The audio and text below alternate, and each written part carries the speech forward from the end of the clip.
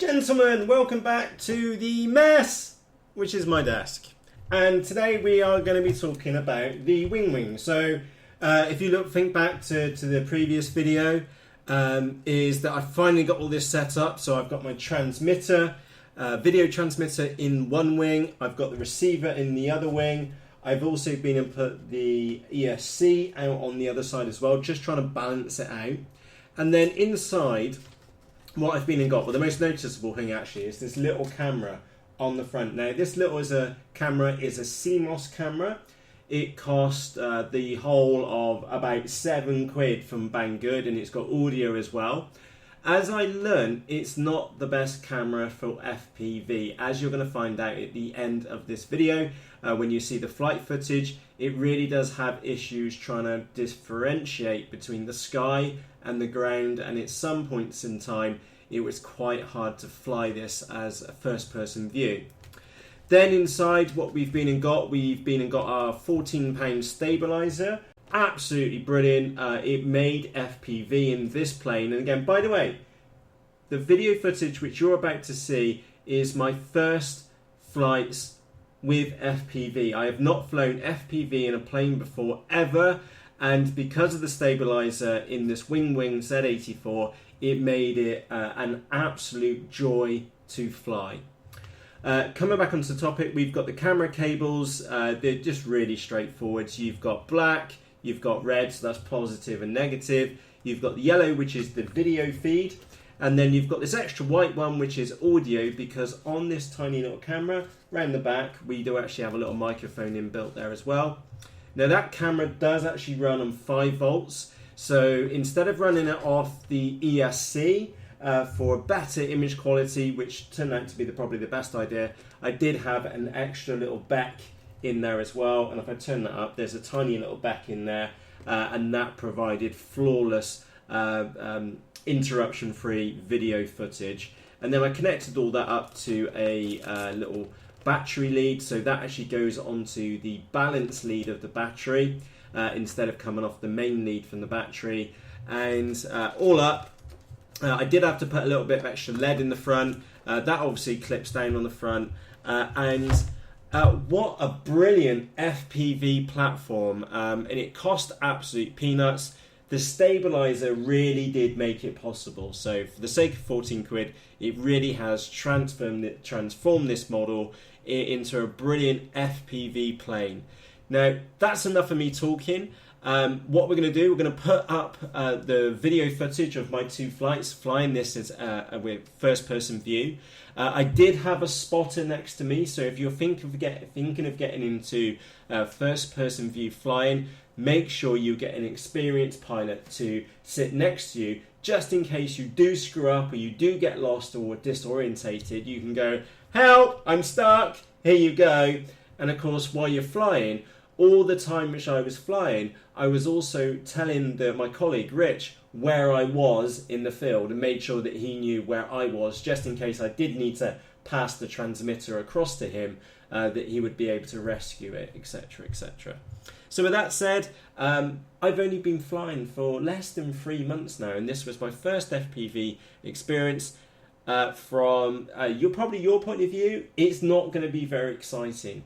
And to be frank here, you don't want your first couple of FPV flights to be exciting.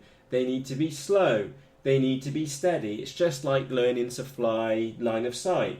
You've got to start small and then work up to more exciting things. So yes, the next couple of minutes of flight time are going to be really, really boring. You'll see what I mean about the camera and its sensitivity issue. But for me, absolutely exhilarating, because that was me flying first-person view in my WingWing Z-84. So on that note, from myself, Matt, thanks for watching this video. What follows is the video footage, and cheerios! Howdy, it's Matt again. Now, I thought it'd be a really good idea to give some narration to this flight. Now, the first thing to note is that you'll notice that there's 2 chairs there, one for me and one for my co-pilot. And it is a really, really good idea to get a fellow experienced flyer to sit next to you especially for your first couple of flights. And apparently in the UK, you're supposed to always have a spotter with you as well, which makes great sense. You can pass them the handset over to them if you ever get into trouble. Now, before we flew, we did check the plane out, just made sure the stabilizer worked and everything was trimmed in really, really nicely. And also, we defined a pattern that we were going to fly.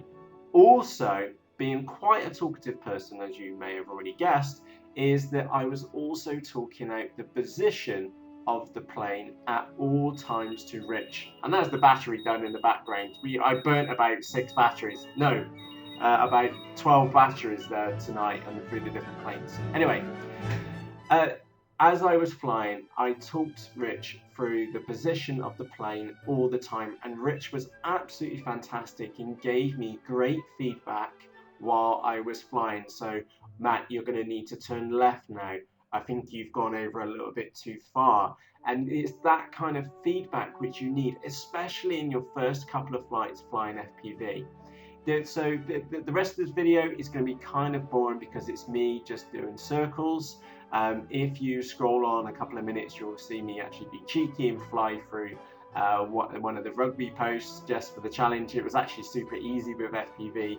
In my other videos, that was all done line of sight as well. Unlike Craig, who cheated and stood right in front of the rugby post. Yes, Craig, we saw you in the video doing that.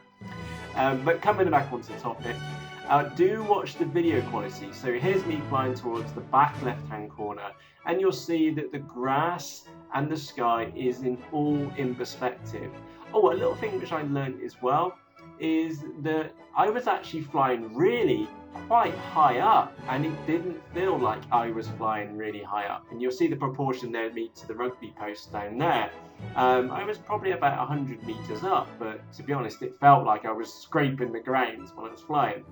Now, as you notice the plane turn around, watch for the black spots. See that big patch of black to the right and to the left? And obviously this isn't ideal conditions, but this was down to the CMOS camera. And the CMOS camera has real issues trying to differentiate between the light blue sky and the bright sunshine compared to the dark ground grassy area. So that's the one thing which I would change about my current setup, and that is the one thing which I'm going to change about this setup, is that I'm going to change the camera from a CMOS camera, which invariably are cheaper, to a more expensive CCD camera, which can react to the light an awful lot better. So if you look right now on the screen, it's quite dark either side, and when you watch the video the rest of this flight, when I come back the other way, when I come back to this wall coming from the other direction, at some points in time, it was really, really hard to work out where I was. And if I hadn't already known where I'd been and what my intentions were, I could have quite easily got lost. So my biggest tip for you, my 2 biggest tips for you, besides having a spotter with you, an experienced pilot which can jump in and save you in the plane, is that use a CCD camera, not a CMOS camera, and plan a route, okay, so that you and your co-pilot know what's going on. So with that said, enjoy the rest of this flight. It may look boring to you. In fact, I'm here watching this and it's just me going around in circles, but trust me, this was actually my second flight in the WingWing Z-84, and it was one of the most exhilarating flights I have ever had with a model airplane. So with that said, from myself, Matt, thank you for watching this video, and I'll see you soon. Cheerios!